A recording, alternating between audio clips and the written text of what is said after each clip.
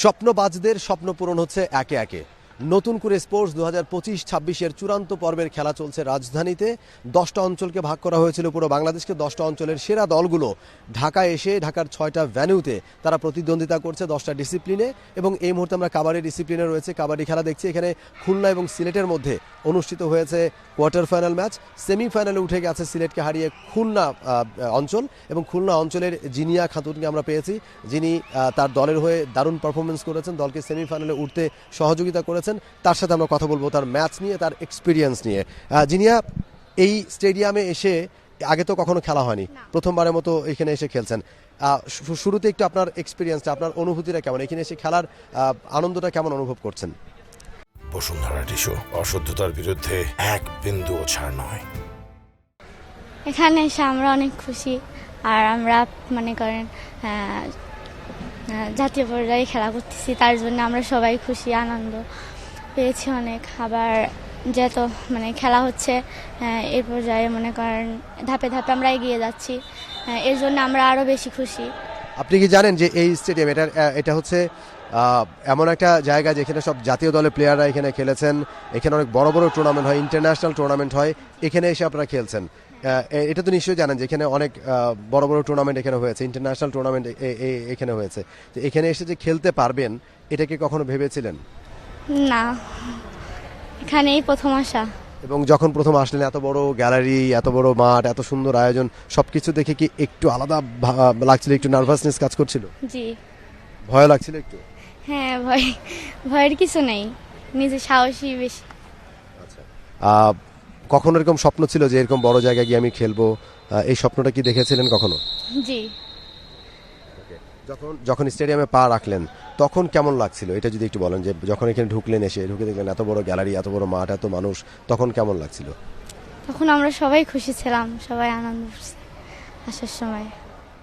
এই যে টিভিতে খেলা দেখানো হচ্ছে, ইউটিউব, ফেসবুকে খেলা দেখানো হচ্ছে সরাসরি, হ্যাঁ, আপনার গ্রামের লোকরা বসে খেলা দেখছেন, হয়তো আপনার মা বাবাও খেলা দেখছেন, তাই না? কথা হয়েছে কারোর সাথে?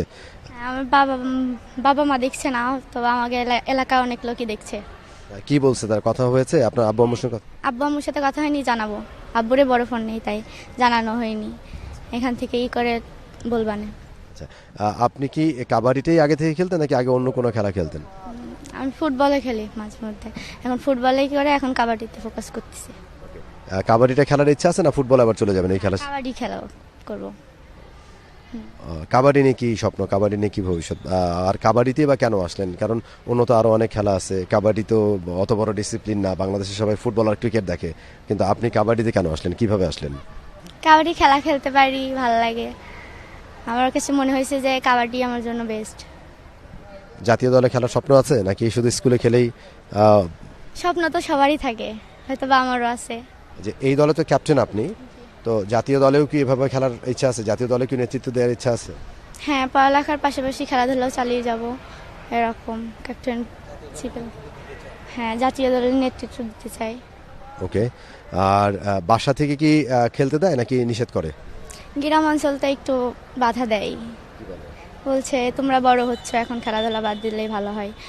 সবাই তো আর এক চোখে দেখে না আমাদের, এই জন্য। আর আব্বু আম্মু? আব্বা আম্মু সাপোর্ট করে।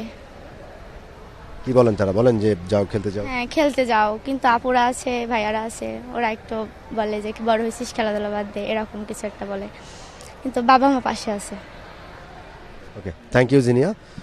কথা বলছিলাম জিনিয়ার সাথে, এবং তিনি আজকে তার দল ভালো খেলেছে, তারা জিতেছে এবং বড় ব্যবধানে জিতে তারা সেমিফাইনালে কোয়ালিফাই করে গেছে, এবং তার ইচ্ছা, তার স্বপ্ন যে তিনি আসলে কাবাডিটা খেলতে চান, একটা সময় জাতীয় দলকে নেতৃত্ব দিতে চান, সেই ইচ্ছা রয়েছে। এবং সবচেয়ে বড় কথা, এই নতুন করে স্পোর্টসের মধ্য দিয়ে এই ক্ষুদে খেলোয়াড়দের, এই কাবাডি খেলোয়াড় এবং বিভিন্ন ডিসিপ্লিনে খেলা হচ্ছে, এবং তারা বড় মঞ্চে এসে, যেখানে আসলে জাতীয় দলের খেলা হয়, ইন্টারন্যাশনাল ম্যাচ হয়, সেই ভ্যান্যুতে তারা এসে খেলছেন। এটা তাদের জন্য একটা বড় পাওয়া। নিশ্চয়ই এখান থেকে তাদের আসলে স্বপ্নের যাত্রাটা শুরু হলো আরও বড় আকারে, আরও বড় ব্যাপ্তিতে, এবং তারা হয়তো একটা সময় এখানে এসেই জাতীয় দলকে নেতৃত্ব দিবেন, জাতীয় দলের হয়ে প্রতিনিধিত্ব করবেন, এবং আন্তর্জাতিক মঞ্চে বাংলাদেশের হয়ে সুনাম বয়ে নিয়ে আসবেন।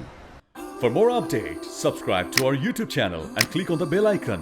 Follow us on Facebook and Instagram. Download T-Sports app to enjoy exciting games and highlights. Visit tsports.com.